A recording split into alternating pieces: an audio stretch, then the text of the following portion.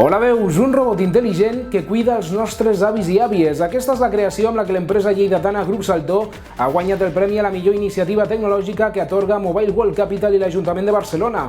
La firma lleidatana ha presentat Misty 2, un petit robot personal capaç de moure's i interactuar amb l'usuari i està dotat amb una càmera, micròfons, sensors, 2 processadors i sistema operatiu Android. Misty 2 recrea una plataforma d'assistència, suport i vigilància per a persones grans a través d'un robot emocional.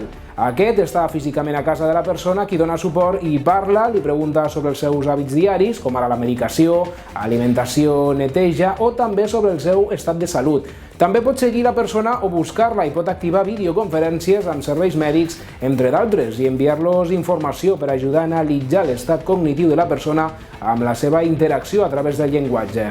El Grup Saltó ha invertit 300.000 euros en desenvolupar aquest projecte durant un any i mig. Precisament aquest 2020, Misty 2 serà present a una desena de llars acompanyant a persones majors de 65 anys.